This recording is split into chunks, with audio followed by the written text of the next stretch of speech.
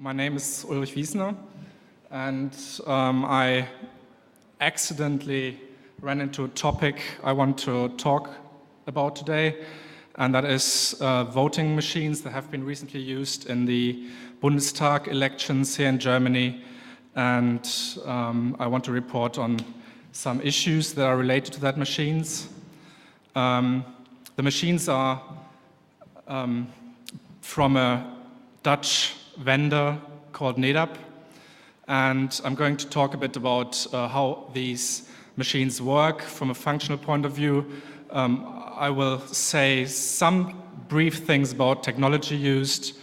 I will also report on the history of voting machines in Germany. I'm going to talk about the prerequisites for democratic elections and how they are implemented here in Germany. The machines used here in Germany, we know very little about from German sources, but they've also been purchased by the Irish government, and there's a very detailed report by an Irish government organization on technical details and how these machines work, and that gives us a much better picture on the issues we face with the machines used here in Germany. To say something on terminology, this talk is on e-voting, so that is when you cast your vote on a local machine in a public election office and the machine is not connected to internet or anything. You only use public equipment, and in contrast you have i-voting, where you vote over the internet and where you vote probably from a public place, but also perhaps from a private place, and you use public or private equipment. And i-voting is not topic of this talk. I only speak about e-voting as conducted here in Germany.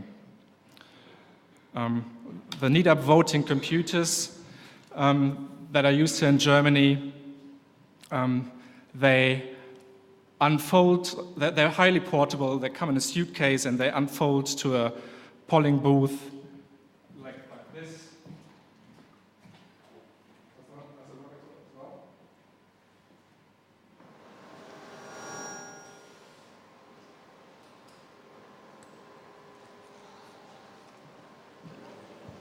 When I talk loud, you can understand me in the back as well. Okay. Basically, on the user panel, you have a replica ballot paper, a Stimmzettel, where the voter can select his vote, and you have a display where you control what you have voted. There's a control unit where an election clerk can control that you can cast your vote and that you can only cast one vote. And at the rear side of the machine, there's a printer which prints the election results, and there's also a memory card, a ballot module. Ballot box is a Urne, Wahlurne, a memory module called ballot module, which records the votes. Now, before the election takes place in a central election office, the machines will be configured with a device called Programming Reading Unit, which is connected to a special hardened PC. And in the election office, they will configure the device in a way so that all the candidates and the parties you can select are stored on the ballot modules. And the ballot modules are put into the machines, and then the machines are sent to the election offices. During the election, a polling clerk will activate the machine for each voter, and then you would select your candidate and you would select your party, and you press confirm, and you can also select that you want to cast an invalid vote, and if you have selected, then you cast the vote by pressing return, and the vote is gone. And at the end of the poll, there will be a backup copy made of the memory module, of the ballot module, which remains in the machine. And the election results are printed and documented, and the ballot module itself is removed from the machine, and it's sealed, and it's sent to a central counting office. And at the central counting office, these ballot modules are again inserted into this programming reading unit, and the votes are loaded onto the PC in an Access database, and then the results are counted and published. Technology used. The voting machine and the program reading unit use the same technology. They are based on Motorola 68K processors. They have 2 EPROMs, which carries the software. These EPROMs are socketed so that they can be easily exchanged for new software versions, and the controlling software is written in C. The ballot module is using 2 flash EPROMs. They have a proprietary connector, which makes it difficult to put them just into the back of any computer. But the votes itself are stored encrypted but redundant on the machines. I think there's two copies of each vote on each of the 2 EPROMs. And the integrated election software, which is running on the PC in the central office, is running on a hardened Windows PC, is using an Microsoft Access database, and the software itself is FAT client, so I don't know Visual Basic or C++ or what I have used. Now, the history of voting machines in Germany is very thin. Until the last couple of years, basically there have been few mechanical devices being used in some areas. There are regulations about voting machines since the 60s. In 1975, a law called Bundeswahlgeräteverordnung was released, and from then they were talking from voting machines, not counting machines, and the Physikalisch-Technische Bundesanstalt is responsible for the testing and certification. Since 1999, they are explicitly talking about microprocessor-controlled devices, and that was basically related to NEDAP getting into the German market. The first city using NEDAP voting machines in Germany was the city of Cologne in the European elections in 1999. Since then, NEDAP has been quite successful in selling these machines. In the 2002 Bundestag elections, there were already 1+ million voters using these machines, and in 2005, 2 million voters had to use these machines, but there are no very specific numbers, so it could be 2.5 million or 1.8 millions. What is the certification and procurement process, and why are the machines only used in a few cities? It's basically the vendor applying for a certification of the machines, and on their cost, the machines are checked by the Physikalisch-Technische Bundesanstalt. And I think that's the history of the process, coming from counting machines and being more focused on electrical or mechanical devices than on software. So you would probably think that the Bundesamt for Software Security would be the appropriate agency to do these tests, but they are not involved at all. After the test, the Minister of Interior approves the certification, and then the per se decision is with the municipalities. So if a city decides to use these machines or not, it's really up to them. And that's also the reason why there's no good statistics about how many voters have been using these machines in the recent elections, because it's not reported upwards where they have been used. When a device is certified, then again, before each election, the Minister of Interior approves the usage in this specific election. However, the machines, in the certification process, there's only one specimen tested by the PTB, and all other machines, the ones you're actually using in the election office, there's just the vendor guaranteeing that the machine is similar to the one that has been tested. Why are the machines used at all? The typical reasons is that the municipalities find it harder and harder to find volunteers as collection clerks. The vendors promise significant cost benefits, and they also say that the machines are highly reliable and the user acceptance is as well. And actually, if you read the reports from the cities are excited. The result is there at 6 o'clock, and yeah, they have happy customers. The drivers to use the machine is more local elections than the federal elections, because the local voting systems are much more complex. You have vote splitting, you have vote accumulation, and the counting effort is significantly higher than in the Bundestag elections. Why is that an issue? You use cash machines every day, and why should there be an issue with the easy-to-use voting machine? Well, when you use a cash machine, you can count the money you receive immediately, and you also get a statement afterwards where you can check that the money you received is the amount that that was debited to your account.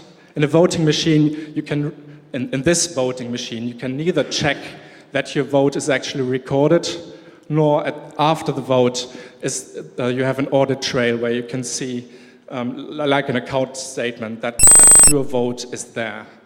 It's a voting machine is really like a credit card without statements, at least in the way they're used here in Germany. I would like to look in more detail into how you actually vote, because that gives us a better understanding of the individual steps and where there's security issues.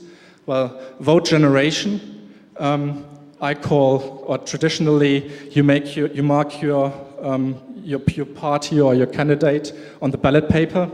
In e-voting, you select the button with your candidate, and then you cast your vote. That means you release the control over the vote by dropping it into the ballot box. Or in e-voting, you submit your selection, and the vote is gone. You lose control over it. Then comes vote recording, and traditional, that's trivial. That's just the vote, your ballot paper remains in the ballot box. And in e-voting, it's recording and on a storage device, on the ballot module. And then afterwards, you have vote counting, and traditionally, that's just counting the paper. And in e-voting, that's the return of the counted values. Now, in a paper-based election, the first step, vote generation, is something that the voter can control, where the voter is sure what he has elected. And all the other steps are public. So you can go there and you can see that everybody drops his ballot paper into the ballot box, and you can stay in the election office the entire day to be sure that nobody fiddles around with it. And you can be present in the voting office during the counting. So all this is verifiable, and you have to make some extra effort to do the same thing in an electronic voting process. So what are the prerequisites for democratic elections? In most countries, elections are said to be general. That means everybody can vote, not just selected groups. They are free. That means you can vote without pressure. And vote has to be secret, so nobody knows what you have voted, that's basically implementing the free elections. The vote has to be equal, so everybody has the same chance, and the vote has to be democratic, which means the votes have to be honestly counted. And all these things have to be implemented in electronic elections as well. Now, normally this is implemented or enforced by the public control of the election process and the feasibility of audits, so that's Wahlprüfung, after the election. And that means an electronic voting process has to be under public control, and audits have to be feasible. Otherwise, the things above are at risk.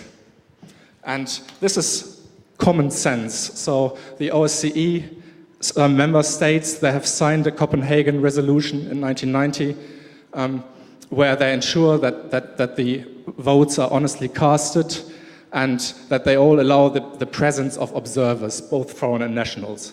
In Germany, actually, everybody can be in an election office all day, and everybody means you don't have to be the right to vote. You don't need to be a citizen. You don't have to have a passport. You just can be there and look what happens. How is that implemented in the German legal framework? What is relevant for elections? We have the Constitution all above, and there's an Article 38, which is on national elections, on Bundestagswahlen, and an Article 41, which is on election audits.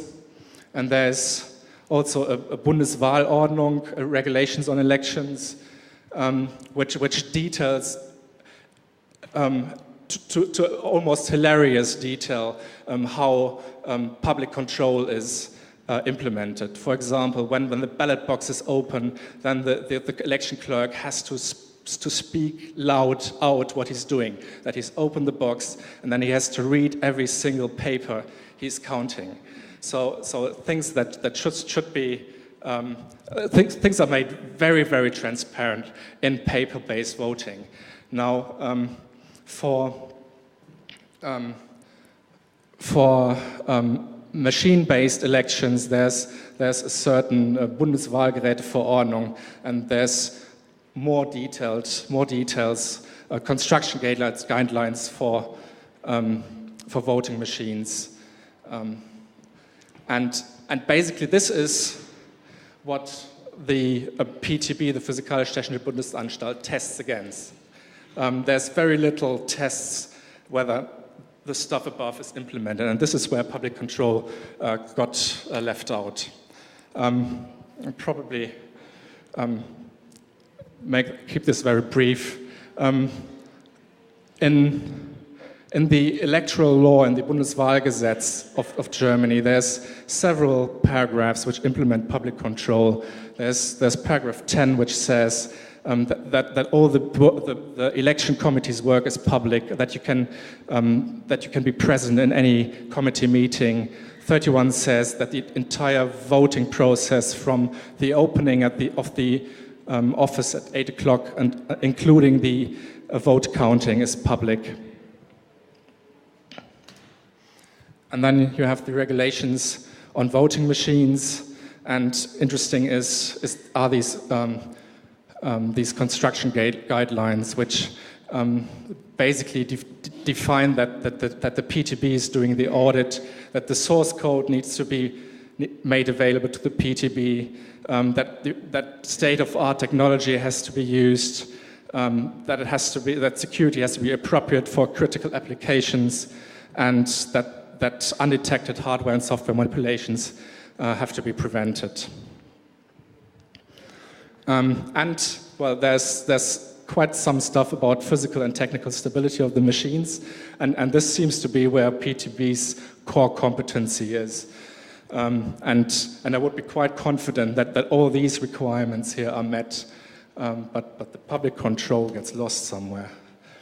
Now, the certification process of these machines in Germany is totally intransparent. I tried to get the the PTB report from the Minister of Interior, but I didn't. They said they had to protect the interest of the vendor. So everything we know about these machines are basically from an Irish report that has been done last year.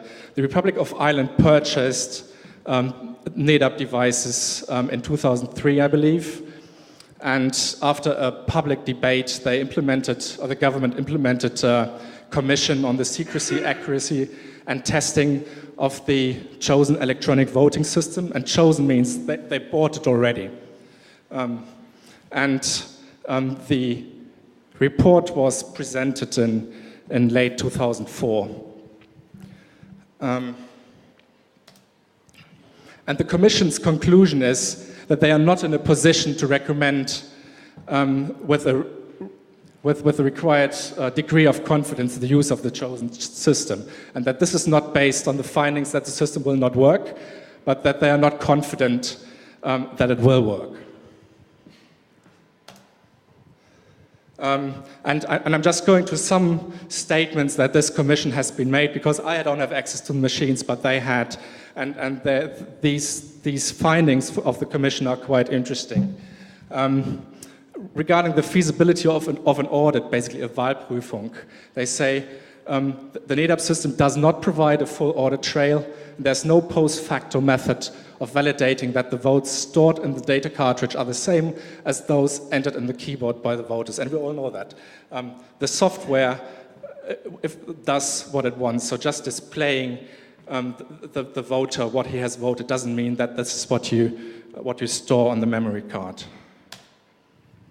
In general, there have been concepts presented that audit trails are feasible with voting machines, and several concepts have been suggested. One is a paper trail, where just behind a glass window, a receipt is printed of what you have elected, and then this printed paper remains in the box and can be counted afterwards.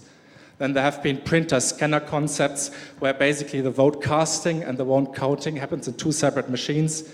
You use a machine to print a machine-readable ballot paper. You put that into a ballot box just in traditional voting, and then you have a second device, a scanner, which reads all these votes, and this is obviously auditable. And other concepts suggest that you use a card writer reader, basically, where you store your vote on a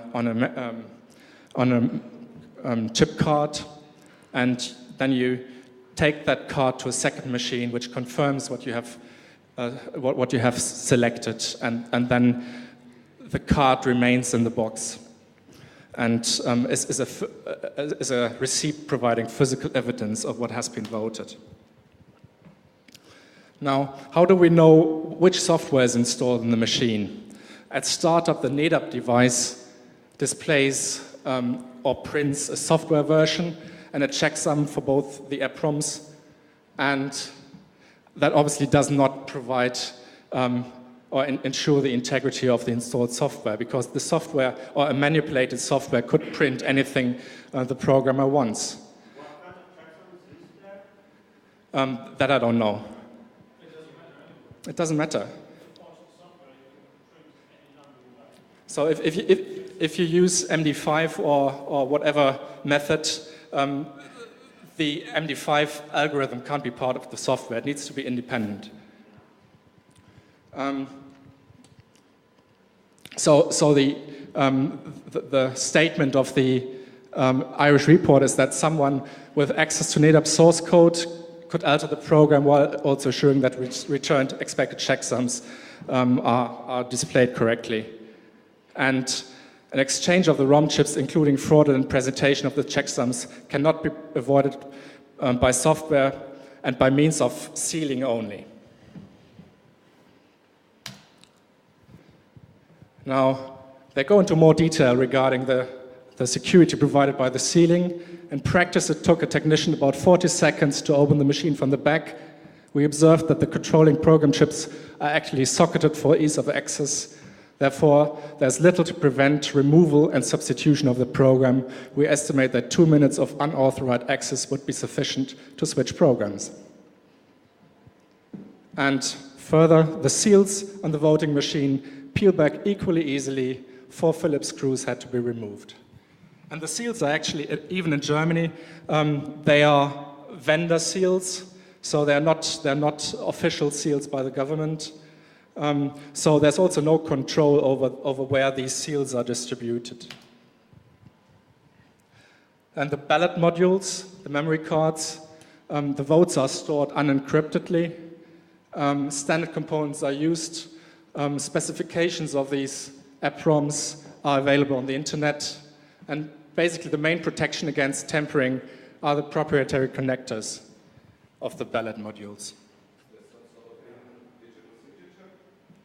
No, nothing. The integrated election system, that's the software running on that PC, which is used for configuration and the post-voting counting. It's not subject of the certification process in Germany at all.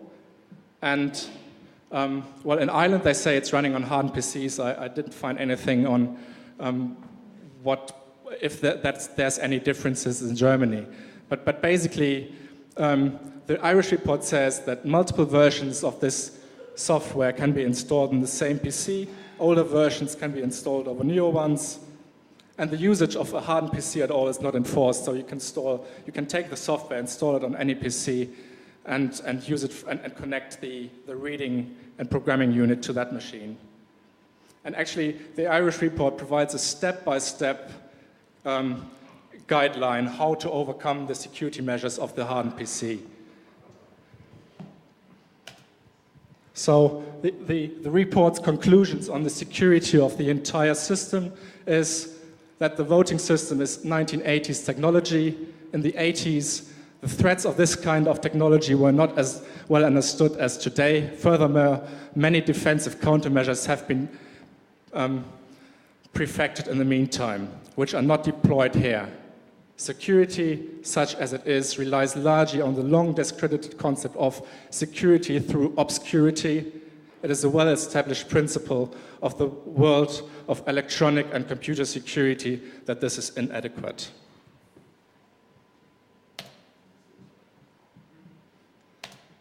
Now, checklist. This is basically our functional requirements for the machine. So where are we? I'm sure the software does what it should do if it's installed. So it's counting the votes as it should, and I'm also sure that PTB has successfully tested the physical stability of the system. Software and data security is at best yellow from the results of the Irish report.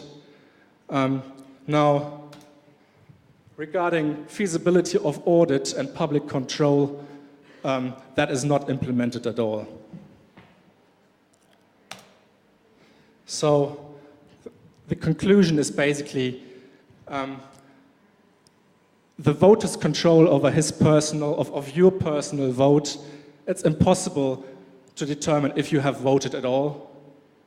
And the public control of the entire process, it's impossible to determine if the installed software is the certified one. And the funny thing is, the Minister of Interior totally relies on the vendor here. Not even them check that the software installed is the one they have bought. It's impossible to know if the software counts correctly. It's impossible to determine if the votes have been stored as cast and that they haven't been manipulated afterwards. It's not possible to have an audit afterwards. It's not possible to know if afterwards to check if the installed software was the certified one. The technical requirements by the Bundeswahlgeräteverordnung are unlikely to be met because the security measures in place are obviously not state-of-the-art, and it's also not possible to detect software manipulations. as required by the Bundeswahlgeräteverordnung. So what is needed? Obviously, a public control over the voting process and the feasibility of audit needs to be implemented for any voting machines used. The certification process of the voting machines and the test results need to be transparent and published. This is, in the moment, totally intransparent, and that's unacceptable. The installed software needs to be authenticated on every single machine before elections in a public process. And the current absence of an audit trail and the intransparent certification process are unacceptable for democracy. So basically, the only one who can be sure that the devices are working is the Minister of Interior. And that's a very comfortable situation that probably the one or the other minister in other states is very jealous on.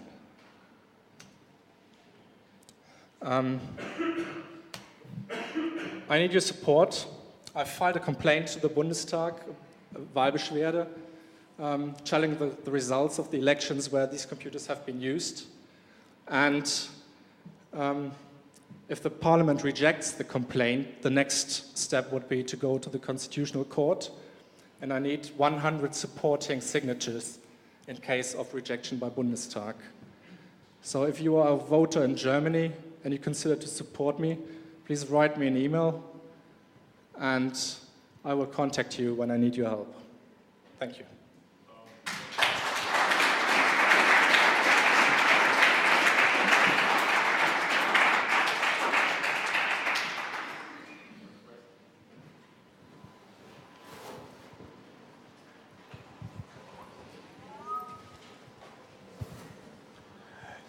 Ich antworte mal auf Deutsch, weil das betrifft ja hauptsächlich dann die deutsche Wahl.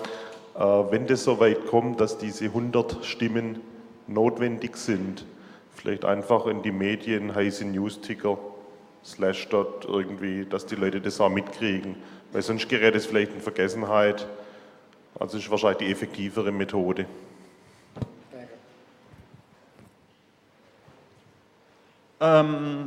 The situation in the Netherlands should be quite similar, but there would probably be a lot more voting machines from NADAP installed.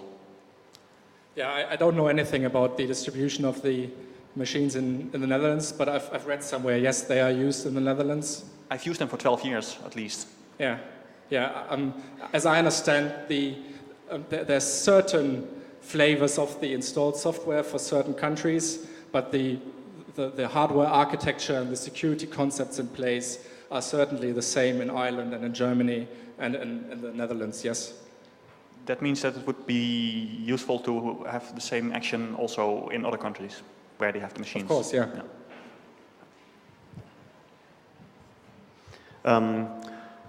I'm a bit thinking about responsibilities. You told in the first part that municipal authorities are those who decide whether to use these machines. But I think they are responsible to their Landeswahlleiter, which are in turn responsible to the Bundeswahlleiter. So there is a kind of chain of responsibility for the decision whether these machines are used. And wouldn't it be a way to complain to these authorities? Why did you allow this to use these machines? Or probably you have thought about this and studied the legalese. The Landeswahlleiter or the Bundeswahlleiter has no control over the this decision if these machines are used by the city. The cities make the decisions, and the Wahlleiter, the returning officers, they are not entitled to give orders there. In Germany there's no pre-election possibility to challenge the usage of the machine, so you can't go to a court before the election has been taken place. And if you remember the issues that have been discussed about the Dresden election, all these decisions by the Constitutional Court pre the election have been rejected purely for formal reasons, that the first institution who checks the validity is the Bundestag, and after the elections. And there is no such thing as a general clause. They are responsible to ensure that the institutions below them do the right things to ensure that the vote is okay. The Minister of Interior is the one who allows the usage of this machine, and he's the one who's in the end responsible for making these machines available in elections. Well, I have another question regarding a danger that is not spoken of until now.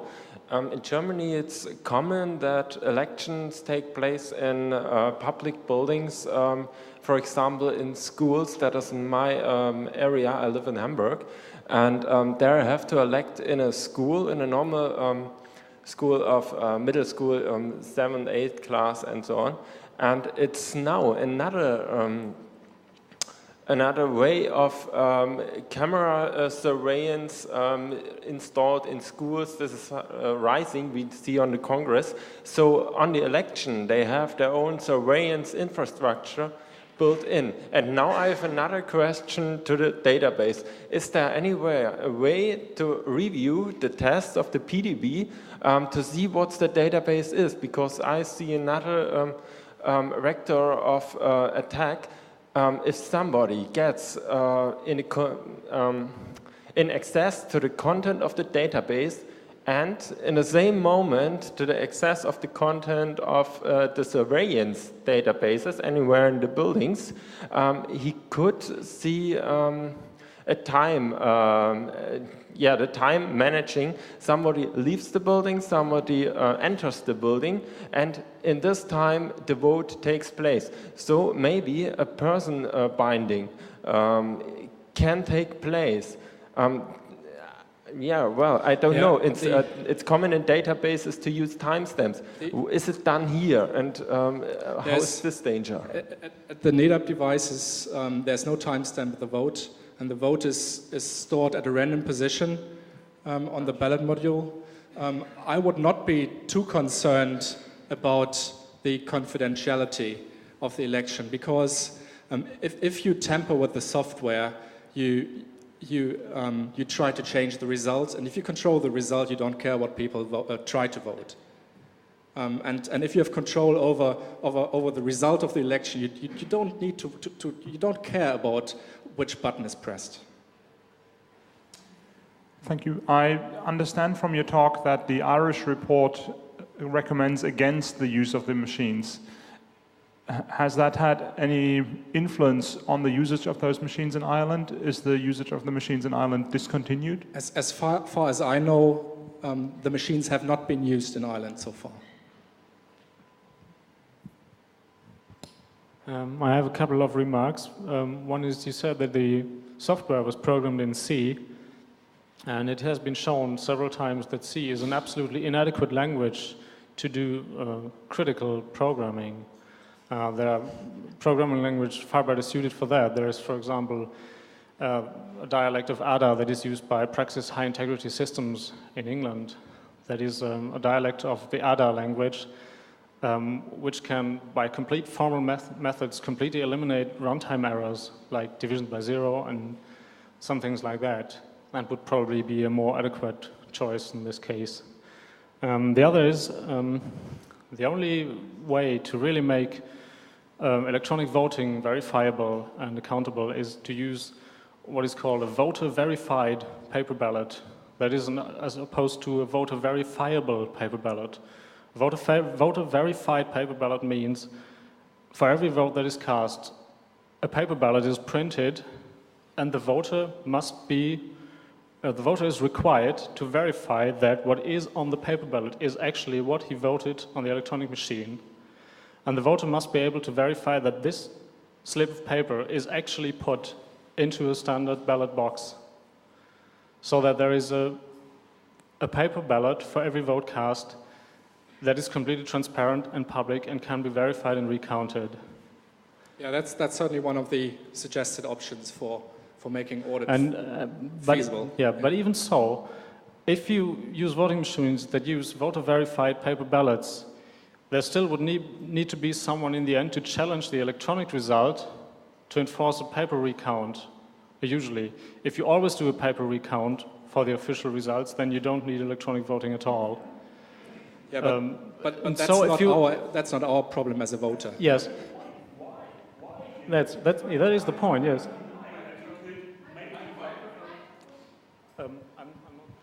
I'm sure if you spend enough effort, you can make it verifiable, you can make it confidential enough. But if you do all this, you raise the level of money that you have to put into it.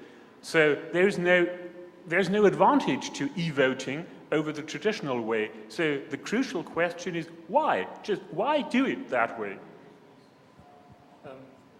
I had one more little point to add. Even if someone challenges the electronic result and a recount is done, if the first few recounts always support the electronic results, it will be done fewer and fewer times.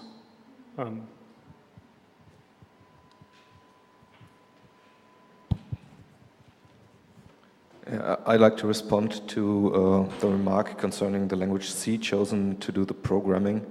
I think the requirements and the complexity of the problem that is implemented here is definitely low enough to do it in any higher language you choose, even C. I don't see really a problem here by choosing this language.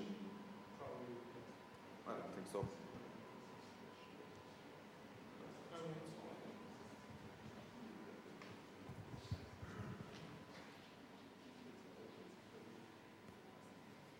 I recently came across a paper by David Chalmers. I don't think it's necessary to explain here who David Chalmers is, but he worked not only on electronic cash, but on e-voting systems as well. And in his paper, I think it appeared last year, he worked on an electronic way of verified audit trail on e-voting.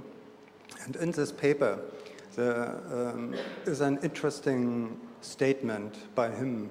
He refers in it to the traditional paper ballot as the gold standard of voting systems. So my question essentially is, if we have already a gold standard for voting systems, why would one ever think about replacing it? Do you have any idea? Well, the drivers... You may be the wrong person to ask, but I think that's one has to talk about motivations here. So yeah, I believe that the drivers are obviously the costs. I'm not pleading for voting systems here. I'm pleading against the issues which are currently on the plate here in Germany.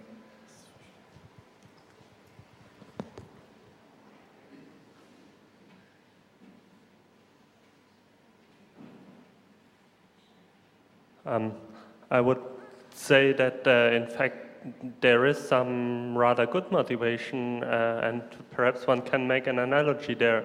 I mean, there has been some reason to switch from gold to, say, electronic cash. So there are advantages, I would say, if you just get the results some minutes after voting finished. Well, this is something. You might say it is not really necessary, but after all, I mean, placing persons there that have to stupidly count votes is perhaps something that does not make that much sense. And concerning this problem of voter verifiable versus verification, well, one would, of course, need additional measures like, say, random recounts. But I don't think that e-voting is something that cannot or should not be done under all circumstances, but it has to be implemented properly. And this is the problem, I think. It is a problem of implementation, not so much of concept. Well, I tend to agree that that you probably can implement fair e-voting systems, but I tend to disagree that it is relevant when the result is available or what costs are involved with counting. The things that have to be implemented by election whether you do it in a paper-based way or whether you choose e-voting, is that the elections are fair and that the elections are free and that the results are accurate. And this is where the priorities have to be. And everything else, like costs, that is minor issues. Hi. I come from Vienna and I'm a member there in a voting commission since years, and we had the last vote 3 months ago. And first of all, I'm against everything what's called e-voting or voting machines, because they're roughly non-democratic. I say it like, I want to point this out. We have a couple of problems. First of all, they want voting machines to bring out a very fast result to the public, because votes tend to be more and more entertainment show for one night. And the media asks us for fast results. So even in the voting commission, we do a pre-count, which we do within 30 minutes, and then we send out per telephone the pre-results to the Ministry of Interior or to the Viennese community, and then we start the counting procedure again to make it accurate, only because that someone can give us a result within 30 minutes after the election. Okay, we do the work, we sit around more about 2 hours, 3 hours after the election and count every ballot and count every vote, because we have to do that. We sit around discussing in the commission if this vote is accurate or not, and what is the intention of the voter. And this can be done quite, let's say, of course it's politically influenced. There are all the parties sitting around, and we try to find out if the vote is not so clear, what is the intention of the voter. I don't want to bring in some examples because they're quite funny, but anyhow, it's not the right place here. But we see a problem that in the new, let's say, new democracy, where we have a couple of possibilities to give up the vote, not only for the party, but also for a person which is on the list, and the list may be quite huge, and it may be quite complicated. There may be, in the last election, we had 3 lists for different kinds of boards, or let's say parliaments, where the people maybe voted or not, and so there was a couple of times in conflict that the right person was on the wrong ballot and things like this. It's complicated, but what I want to point out on the electronic vote, we have the problem that we have electronic divine, that most of the people could not handle this. There are studies about that, and if we see which people go for the vote, especially in Vienna, old people, we will see problems in that. And I see another problem in that we have quite strict democratic rules, so it's not allowed that 2 persons can go into the booth together, and this conflict will arise, especially on e-voting, where it's not sure if the vote is done anonymously. You said the German report was not available to the public to protect NEDAP, and all the results were made upon the Irish report. Are there any reactions from the PTB or the German Ministry of Interior upon this Irish report?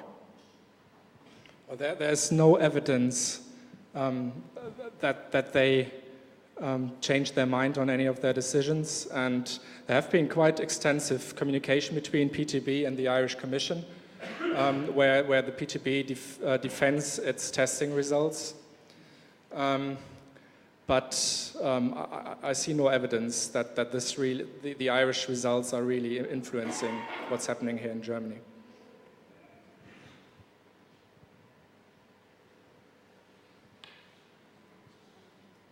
Simple question: are there any other allowed machines in Germany other than a NADAP? This is the only microprocessor controlled device which is allowed. There's 2 other machines which are allowed, but they are, I believe, mechanical or electromechanical devices, like slot machines. And yeah. So basically, the exponential growth of the distribution of NEDAP here in Germany, that implies that probably with the next election we might have 4 million of voters using NEDAP or more. So it's not far in the future that by manipulating the NEDAP software you can control the result of the Bundestag elections. Yeah. I'd like to respond to your claims.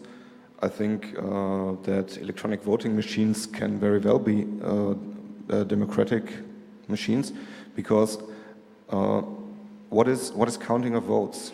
Counting of votes is a stupid task. It's a very stupid task. Why do you think so? It's just counting.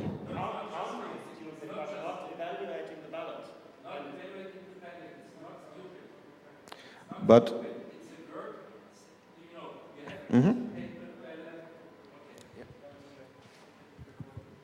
you have a piece of paper as we had in the last vote, and it's messed up with shit. And there's a cross with shit on the paper. So how do you count this ballot? Do you count the ballot or not? Why? Because the cross was made on one party. Why do you don't count the ballot? Why?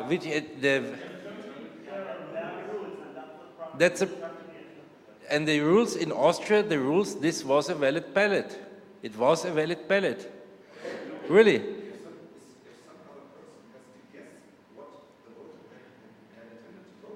No. You have to count this ballot because that's the rule of the election laws.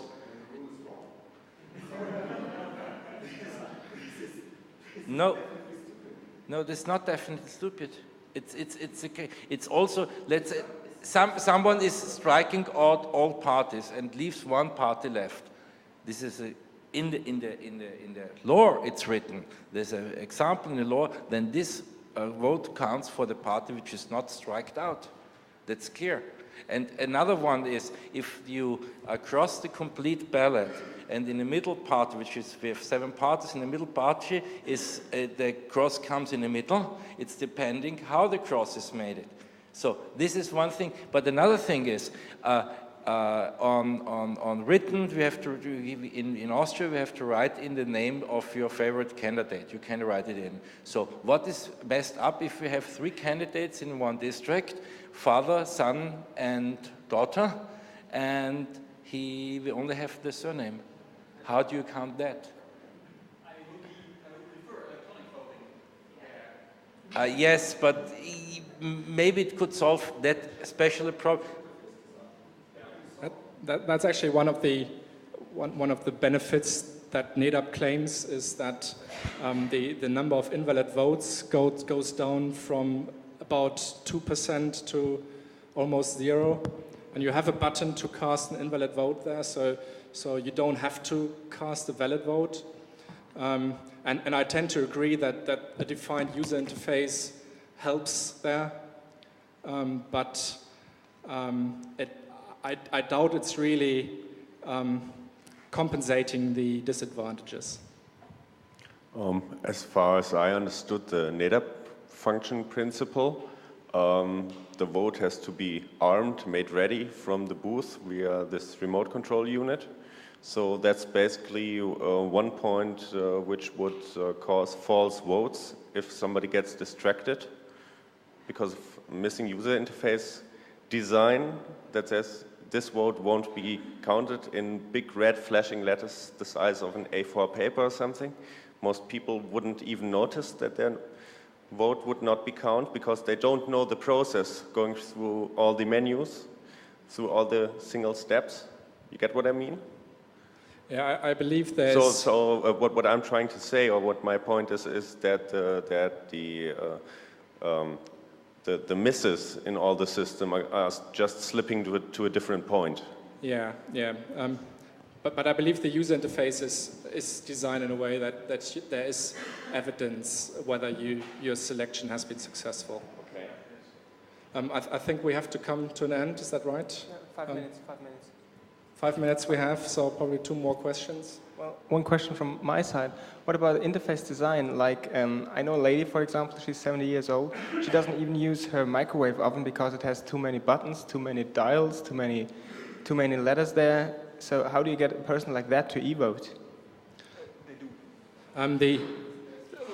Basically, the ballot paper, which is printed on the user interface, that has to match the design of the official paper ballot paper, and so I don't think that usability is really the key issue here.